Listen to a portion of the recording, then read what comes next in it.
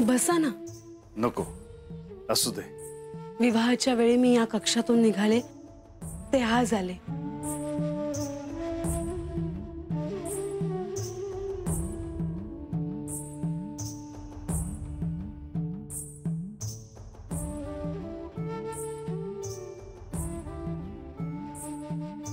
या जागेशी खूप आठवणी जोडल्या गेल्या आहेत माझ्या.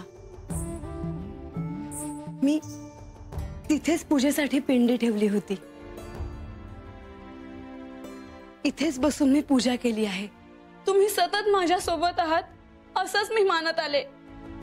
मी तुमच्याशिवाय दुसऱ्या कोणाचाच विचार कधी केला नाही. इथे बसून मी तुमच्याशी दर्पणातून बोलायचे.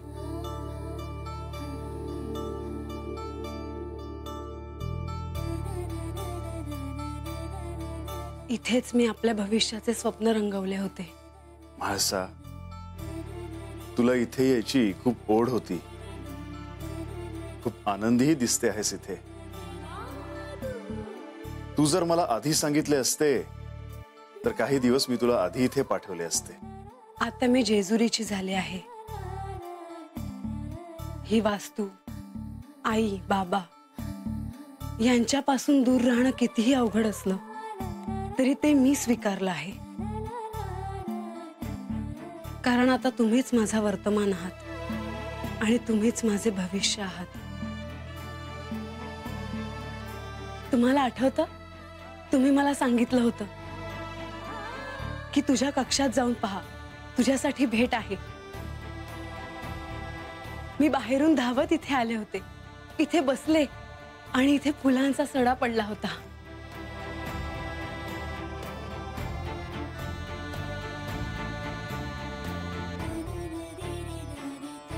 हो, पण नंतर तू जी मला भेट दिली होतीस तीही माझ्या लक्षात आहे.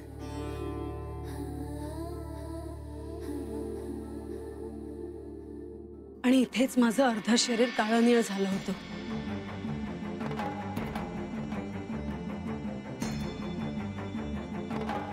इथेच मी स्वतःला दार खिडक्या बंद करून कोंडून घेतलं होतं. म्हाळसा बाळा, दार उघड. हे बघ, असा डोक्यात राग घालून घेऊ नकोस म्हाळसा.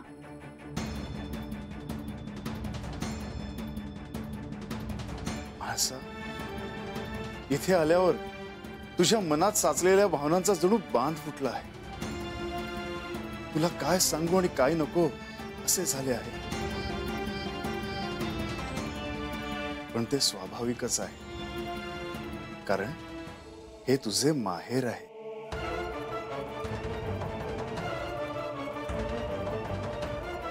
पण मी आनंदी आहे, कारण माझ्यासोबत तुम्ही आहात.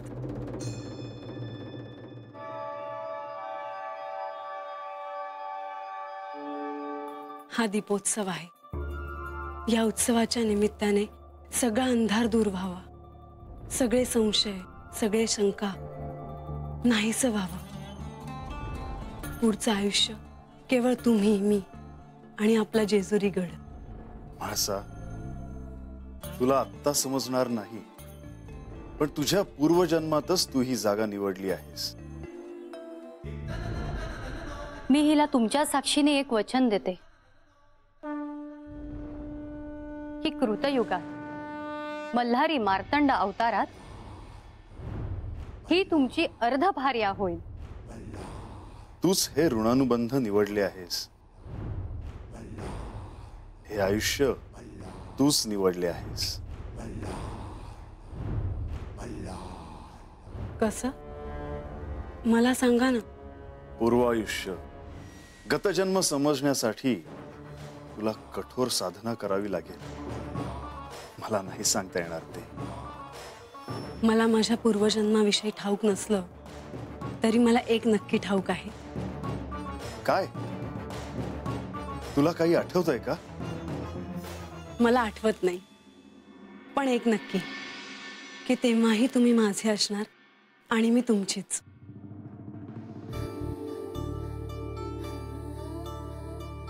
म्हाळसा, किती प्रेम आहे तुझं माझ्यावर. ह्याचं प्रेम कुणी कुणावर करणं अत्यंत दुर्मिळ आहे. ह्या तुझ्या प्रेमाची परतफेड मला करता येणार नाही.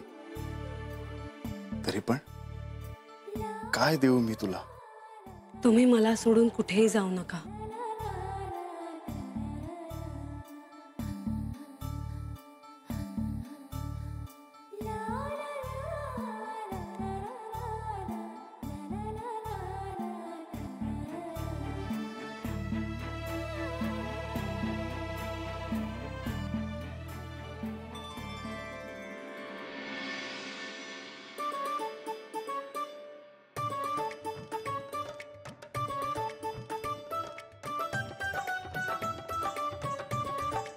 मायानंदा, सगळी तयारी झाली का? हो, दोघांनाही सांगितले आहे, येतच असतील. बर.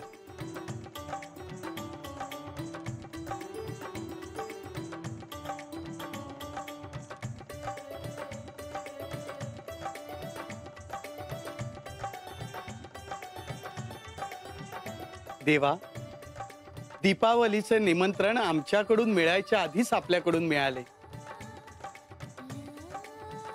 आपण येथे येऊन आमचा सन्मानच केलेला आहे.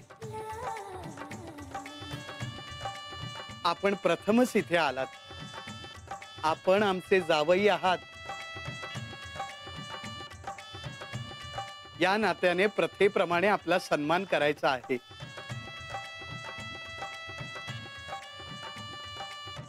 तिम्माशेठ, मी कोणत्याही प्रकारच्या चालीरीती अथवा प्रथांची बंधनं पाळावी या बाजूचा नाही. आमच्या आनंदासाठी हे करायचे आहे.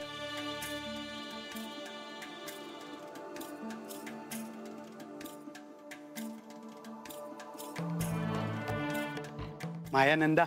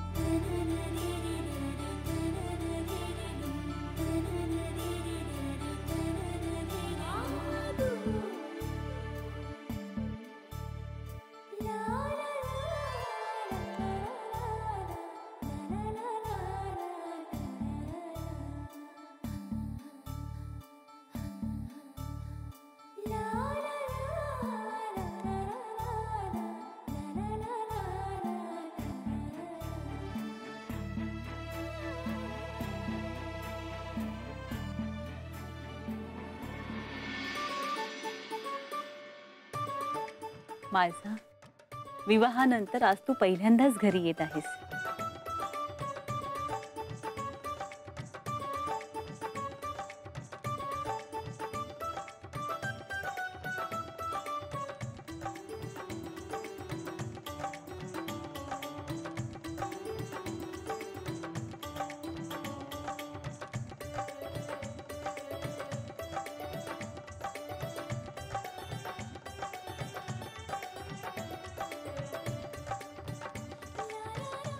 आता पानं वाढायला घ्यायची का? आपण सगळेच जेवायला बसूया. आधी आपण भोजन करावे.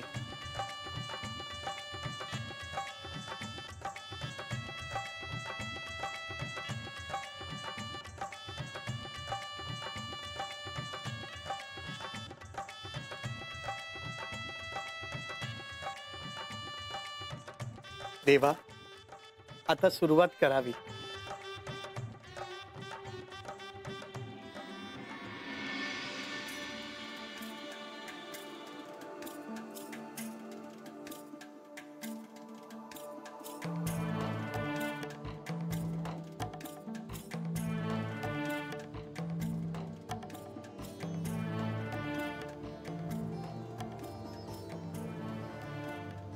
मायसा म्हणत होती की आजच परत जायचंय म्हणून.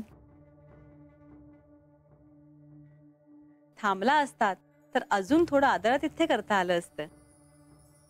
जेजुरीत ही सर्वजण वाट पाहत आहेत. तिथेही दीपोत्सव साजरा करायचा आहे.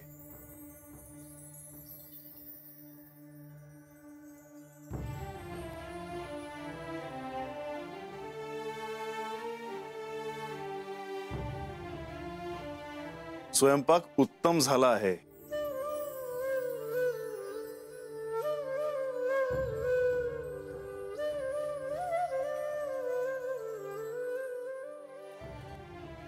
तिम्माशेठ, नेवासेला येऊन खरोखरच खूप आनंद झालाय.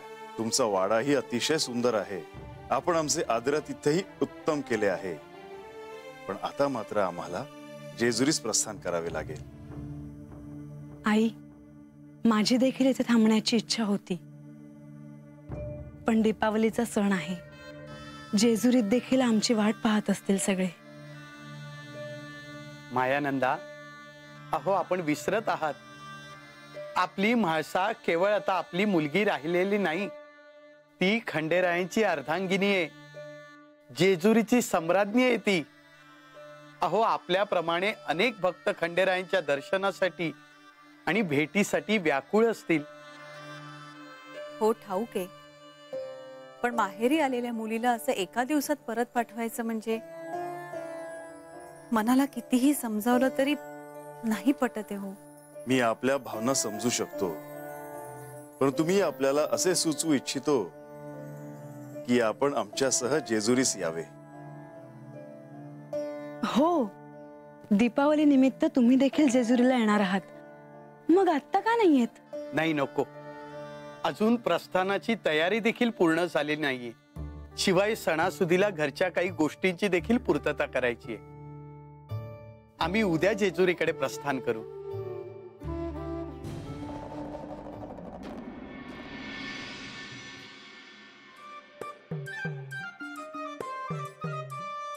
अगं म्हणजे तू, अगं कुठे होतीस? दिवाळी आली तशी दिसच ना. अगं तुझ्याशी बोलतेय मी. अगं हातच होते वस्तीवर. काही काम आहे का? काही काम असेल तरच विचारते भाई मी तुला. अगं तसं नाही. दिवाळीचं एवढं घर सारवलं, भांडी कपडे धुतलीस. मी म्हणलं असेल काहीतरी काम, म्हणून मी विचारलं. अगं नाही ग.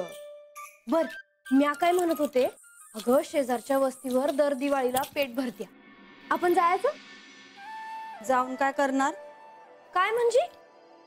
अगं नवीन कापड घेऊ, हा, नवीन वस्तू, नवीन दागिने घेऊ. हा,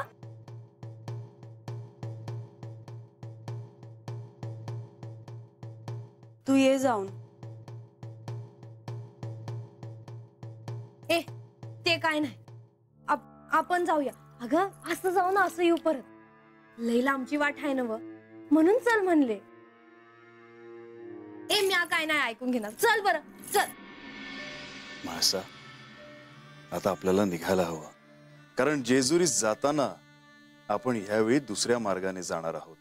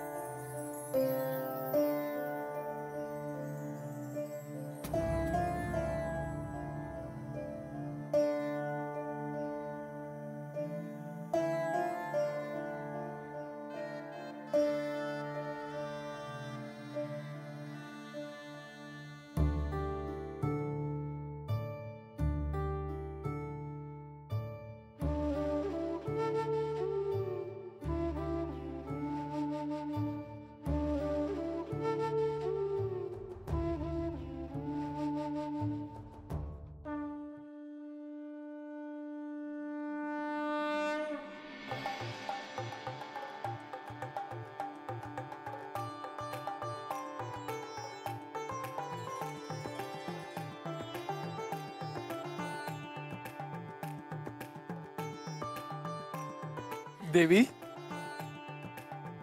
खऱ्या अर्थाने दीपावलीला सुरुवात झाली. हो, पहाटेची वेळ आहे आणि सगळा गड दिव्यांनी सजला आहे. आता केवळ श्री खंडेराय आणि म्हाळसा देवी आले म्हणजे झालं. देवी, ते केव्हाही येतील.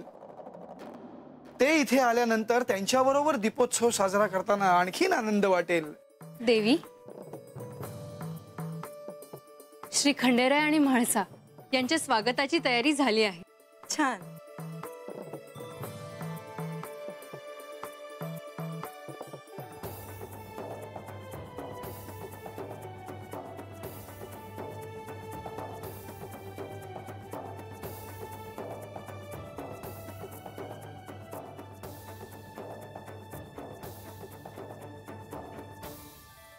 देवा, म्हाळसा देवी, दीपोत्सवात जेजुरी गडावर आपलं स्वागत आहे. प्रधानजी, जेजुरीगड दिव्यानी नुसता झगमगतो आहे. खूप सुंदर नियोजन आहे.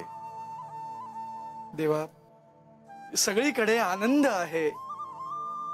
म्हाळसा, प्रवास कसा झाला? आई वडिलांची भेट कशी झाली? खूप छान. त्यांनाही खूप आनंद झाला. त्यांनी तुमची देखील आठवण काढली. तुम्हाला त्याने नमस्कार सांगितला आहे. ते इथे आल्यावर भेट होईल तेव्हा बोलूच. लतिका,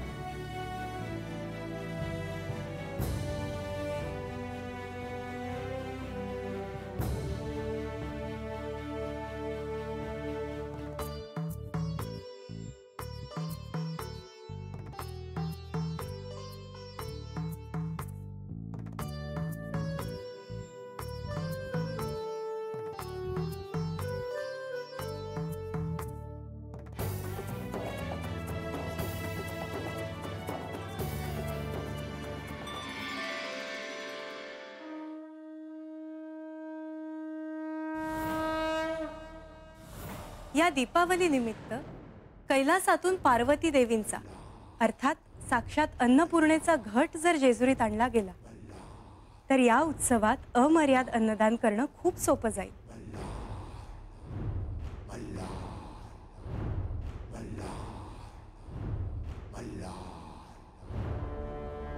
देवा,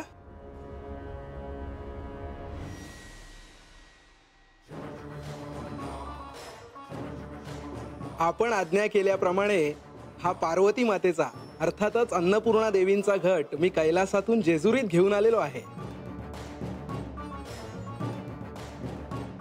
नंदी, तू अतिशय महत्वाचे काम केले आहेस.